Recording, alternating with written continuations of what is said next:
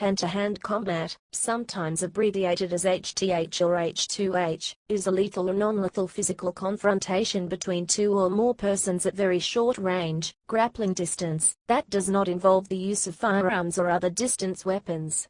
While the phrase hand-to-hand appears to refer to unarmed combat, the term is generic, and may include use of striking weapons used at grappling distance such as knives, sticks, batons, or improvised weapons such as entrenching tools. While the term hand-to-hand combat originally referred principally to engagements by military personnel on the battlefield, it can also refer to any personal physical engagement by two or more combatants, including police officers and civilians.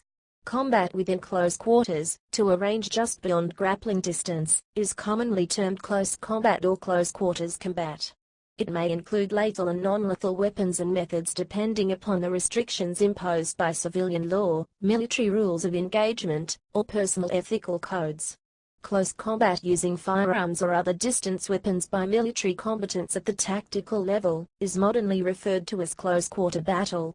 The U.S. Army uses the term combatives to describe various military martial art combat systems used in hand-to-hand combat training, systems which may incorporate hybrid techniques from several different martial arts and combat sports.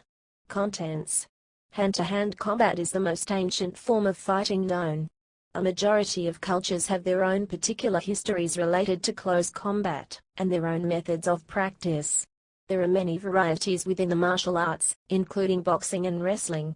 Other variations include the gladiator spectacles of ancient Rome and medieval tournament events such as jousting.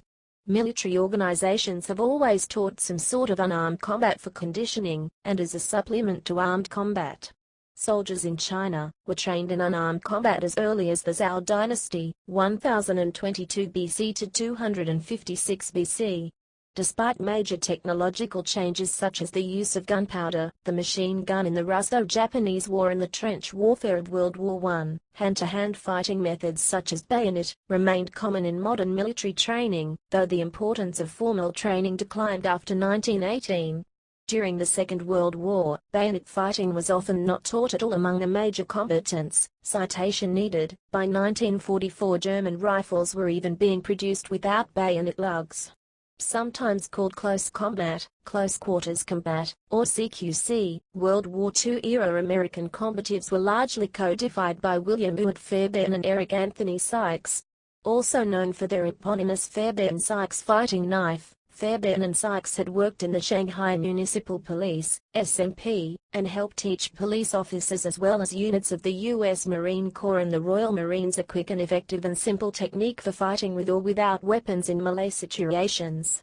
Similar training was provided to British commandos, the Devil's Brigade, OSS, U.S. Army Rangers and Marine Raiders. Fairbairn at one point called this system Defendu, and later publishing an instructional training manual on the system. Defendu was later revised into a method of quick-kill hand-to-hand combat training for soldiers by Fairbairn, which he called gutter fighting. The Fairbairn system was adopted and expanded by U.S. military close combat instructor, Rex Applegate, for training U.S. military and paramilitary forces. Similar training was provided to British commandos, the Devil's Brigade, OSS, U.S. Army Rangers and the Marine Raiders. Applegate would later describe this method of training in his own book, Kill or Get Killed. Other combat systems having their origins in military combat include European Unifight, Chinese Sanshao, Soviet/Russian Sambo and Rukopasnij Boj, Israeli Kapap and Krav Maga and Indian Bison system. The prevalence and style of hand-to-hand combat training often changes, based on perceived need. Elite units such as special forces and commando units tend to place higher emphasis on hand-to-hand combat training. Although hand-to-hand fighting was accorded less importance in major militaries after World War II, insurgency conflicts such as the Vietnam War, low-intensity conflict, and urban warfare have prompted many armies to pay more attention to this form of combat. When such fighting includes firearms designed for close-in fighting, it is often referred to as close-quarters battle, CQB, at the platoon or squad level, or military operations on urban terrain, NOUT, at higher tactical levels.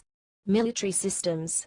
In 2002, the U.S. Army adopted the Modern Army Combatives (MAC) hand-to-hand combat training program with the publishing of U.S. Army Field Manual, FM 25 March 150, and the establishment of the U.S. Army Combatives School at Fort Benning, Georgia.